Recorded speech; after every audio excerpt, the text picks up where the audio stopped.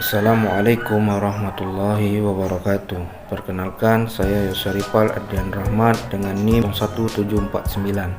Di sini saya akan menjelaskan tugas usul fiqh ujian tengah semester yang diberikan oleh dosen pengampu yaitu Ibu Rina Julaina MPD. Oke, langsung saja saya akan menjelaskan jurnal saya yang berjudul Perkembangan Hukum Ekonomi Syariah. Jadi, definisi secara terminologi adalah ilmu tentang kaidah-kaidah yang membawa kepada usaha merumuskan hukum-hukum syariah dari dalil-dalilnya yang terperinci. Adapun definisi ini dikemukakan oleh Amir Syarifuddin yang membahas untuk menetapkan hukum-hukum syariah yang berhubungan dengan perbuatan manusia dari dalil-dalilnya.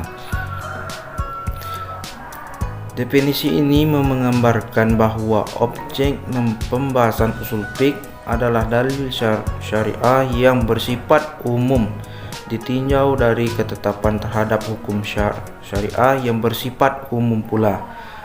Atau secara praktis, objek pembahasan usul fiqh adalah dalil-dalil yang dari segi penunjukan kepada hukum atas perbuatan orang mukallaf.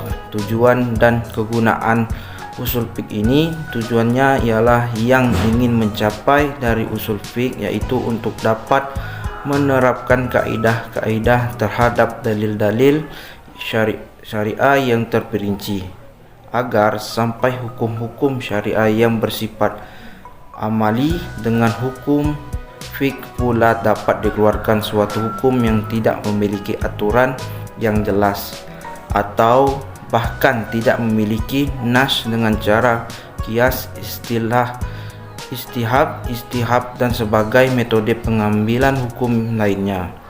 Selain itu, dapat juga dijadikan sebagai pertimbangan tentang sebab terjadinya perbedaan mazhab di antara para imam mujtahid, karena tidak mungkin hanya memahami tentang suatu hukum dari suatu sudut pandang.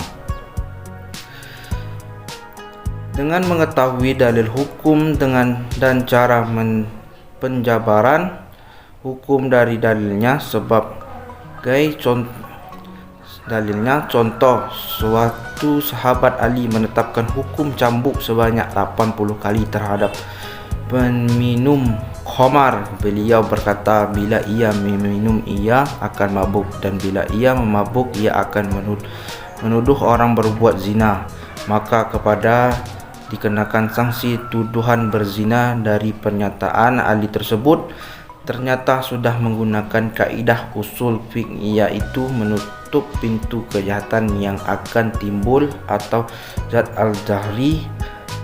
Apakah syariah atau wahyu itu sendiri atau akal alami manusia yang dapat menentukan penilaian baik dan buruk suatu perbuatan, atau apakah seorang manusia itu dapat mengetahui baik dan buruknya suatu perbuatan sebelum adanya wahyu, ataupun kewajiban menyampaikan rasa syukur kepada Sang Pencipta, yaitu Allah Subhanahu wa Ta'ala, merupakan kewajiban syariah atau berasal dari akal alamiah manusia sebagai berhubungan dengan kaidah-kaidah bangsa.